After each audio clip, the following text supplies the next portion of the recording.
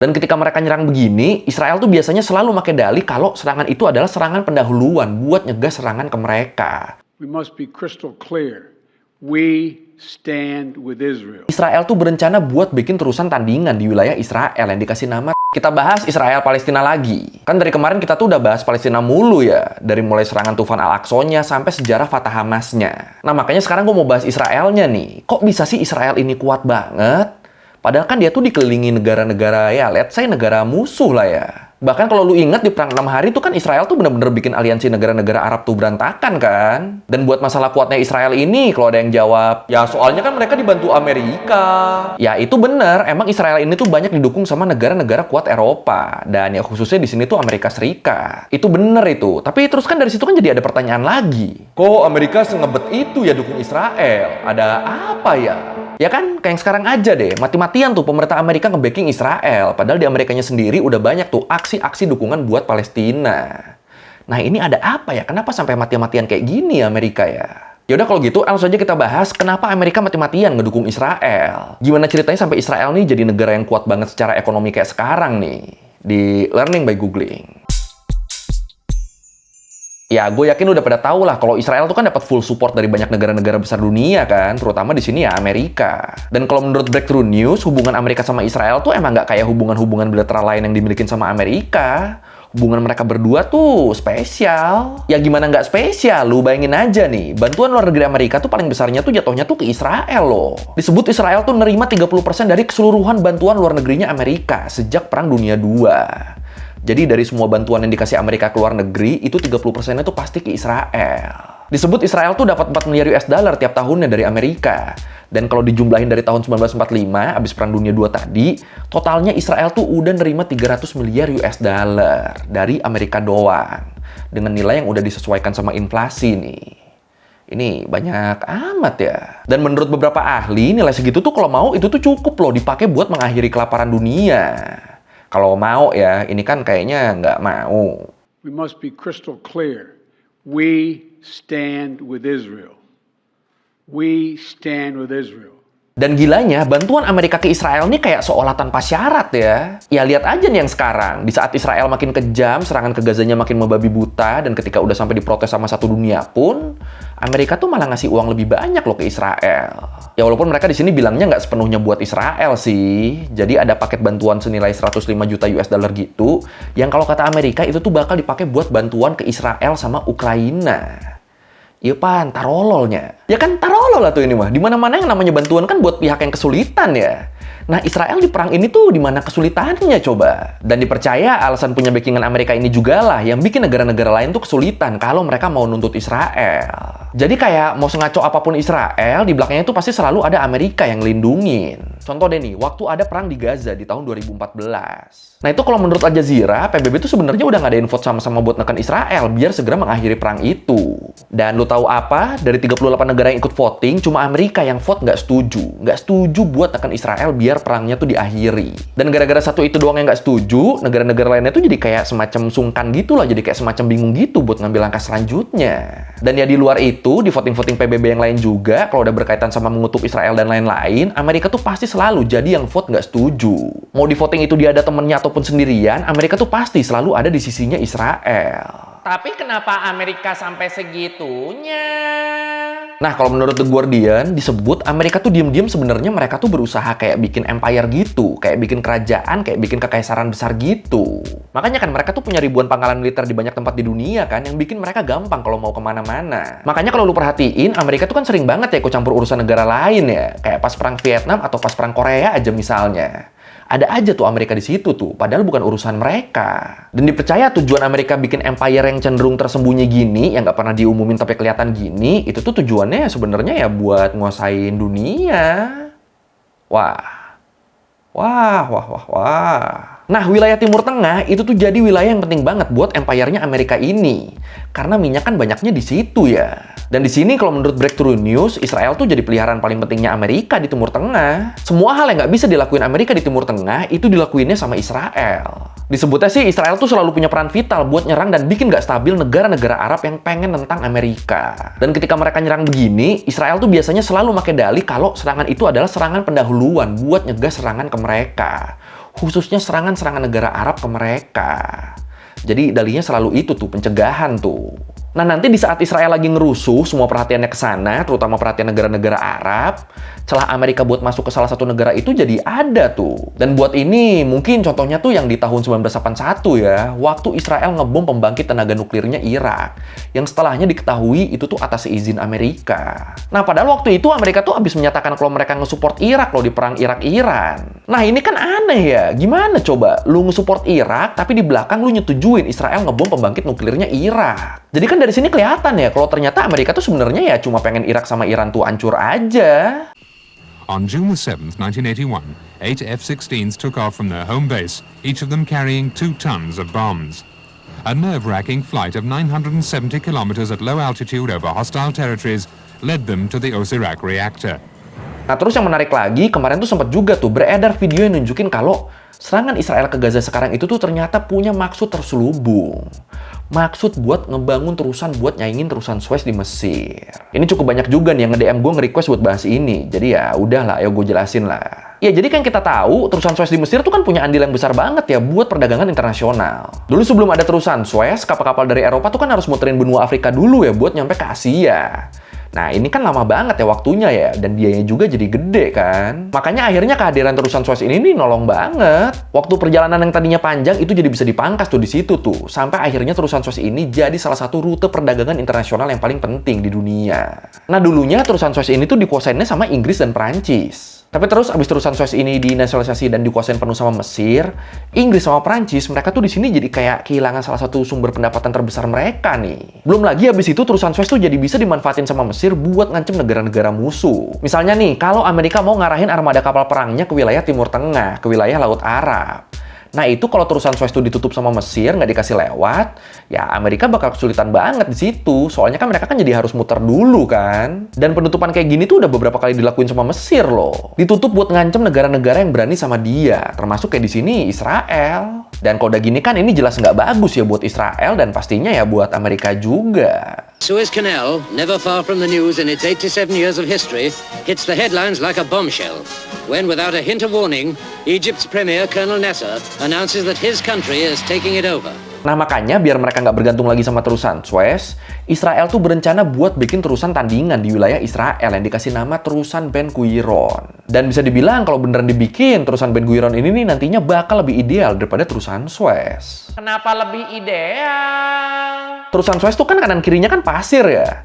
Nah, pasir gini, ini nih disebutnya tuh itu tuh nggak ideal sebenarnya buat jadi pinggirannya terusan. Nah, terusan Ben Gurion itu tuh katanya bakal dibangun di daerah bebatuan yang secara geografis itu emang lebih ideal buat dibikin jadi terusan. Jadi ya kalau dilihat dari proyeksinya emang unggul dalam segala hal ini terusan Ben Gurion ini dibanding sama terusan Suez. Unggul dalam segala hal kecuali dalam satu hal. Hal apa tuh yang nggak unggul? Jadi kalau menurut Middle East Monitor, sambil kita lihat di gambar ini juga, di sini kan kelihatan ya, kalau rancangan rute terusan Ben Gurion tuh sekarang tuh masih harus muter dulu. Jadi ya terusannya tuh nggak lurus gitu lah, harus ada beloknya dulu karena kehalang jalur Gaza. Ini harusnya dari sini lu udah tahu nih ya arahnya kemana nih ya. Iya, jadi banyak pihak menduga tujuan Israel ngancurin Gaza sampai jadi kayak sekarang tuh ya buat ngambil alih wilayah ini.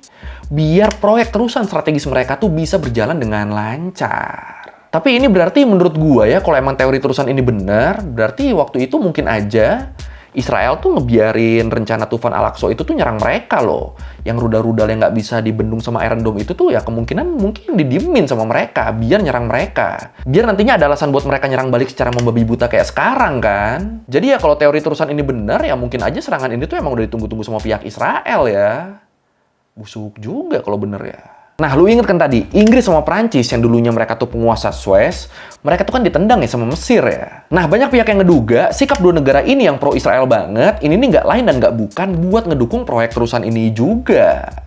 Jadi mereka tuh kayak, gue dulu ditendang dari Suez nih, sekarang waktunya gue support terusan Ben Gurion dan balas dendam ke Mesir. Jadi kayak gitu kan. Apalagi diperkirakan kalau terusan Ben Gurion ini jadi, ini tuh bakal ngasih keuntungan yang jauh lebih besar dari terusan Suez. Jadi ya gimana nggak hijau itu matanya Inggris, Prancis, sama Amerika di situ. Ini anjing banget tapi ya. Demi cuan loh sampai bodoh amat sama nyawa orang. Aduh. The Israelis are promoting a Red Sea-Mediterranean Sea waterway, the Ben Gurion Canal, as a rival to the Suez Canal.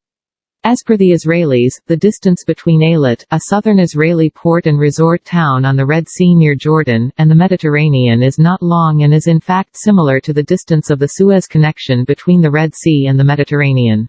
Ya, padahal tanpa terusan itu aja, tanpa harus ngebantai orang-orang di Gaza demi bikin terusan Ben Gurion, tanpa itu pun perekonomian Israel tuh udah kuat banget loh. Nih, kalau menurut The Economist, di tahun 2022, Israel tuh jadi negara maju dengan performa ekonomi terbaik nomor 4 di dunia. GDP Israel juga termasuk yang paling tinggi di dunia. Atau tepatnya kalau berdasarkan data IMF, Israel tuh nempatin posisi ke-13 dengan nilai GDP lebih dari 530 miliar US dollar. Ini jauh banget nih kalau kita bandingin sama Palestina, yang GDP-nya tuh cuma sekitar 36 miliar US dollar. Dan dengan GDP Israel yang segini, bahkan negara-negara maju kayak Jerman sama Kanada yang juga terkenal punya ekonomi bagus, itu tuh masih kalah dari Israel loh. Padahal dulunya kondisi ekonomi Israel tuh bisa dibilang memprihatinkan banget. Bahkan ya kondisinya bisa dibilang lebih parah dari kondisi Sri Lanka sekarang lah. Ya lu bayangin aja, nilai inflasi Israel di tahun 80-an tuh sempat nyentuh angka 350% loh. Padahal idealnya tingkat inflasi tuh harus bisa ditekan di bawah 5%. Ini kan jauh banget ya, idealnya di bawah 5%, dia 350%. Terus gimana cara ekonomi mereka bangkit lagi? Nah ini, selain dari bantuan-bantuan Amerika, kalau menurut Economics Explain, disebut seenggaknya ada 5 hal yang dilakuin sama Israel yang kemudian jadi alasan kenapa ekonomi mereka tuh bisa pulih dari keterpurukan. Yang pertama, Israel tuh ngebikin kebijakan buat ngurangin pengeluaran yang berlebihan dari pemerintah. Ini sebenarnya udah lumayan jelas ya, soalnya semakin banyak pemerintahnya belanja, makin banyak juga kan uang yang beredar, yang artinya ya inflasinya tinggi. Nah tujuan dari kebijakan ini tuh ya buat tekan angka inflasi. Apalagi kalau belanja pemerintahnya nilainya gede, itu kan pasti berasa ya ke perekonomian negara ya. Makanya akhirnya ditekan itu belanja pemerintahnya. Dan kebijakan akan belanja pemerintah ini bisa dilakuin sama Israel, soalnya mereka tuh nerapin poin penting yang kedua. Ngebikin bank sentral mereka independen dan terlepas penuhnya dari pemerintah. Dan kebijakan ini ngebikin bank sentral jadi punya wewenang penuh buat ngontrol seberapa banyak uang yang dicetak sama seberapa tinggi suku bunga tanpa ada campur tangan dari pemerintah. Jadi umumnya pemerintah sama bank sentral tuh bakal bersinergi kan, termasuk di sini pemerintah tuh bisa ngintervensi keputusan bank sentral demi kemaslahatan negara. Nah tapi itu kan umumnya, kalau di Israel sih enggak. Lu inget kan kebijakan yang pertama tadi kan yang ngurangin belanja negara kan? Nah itu ternyata banyak efeknya loh. Dari mulai pembangunan infrastruktur jadi tertunda, dan kesejahteraan buat masyarakat juga ditekan, termasuk gaji pegawai negeri yang jadi berkurang. Jadi ya walaupun bisa ngatasin krisisnya, tapi kesejahteraan masyarakatnya jadi agak terkikis ya gara-gara ini ya.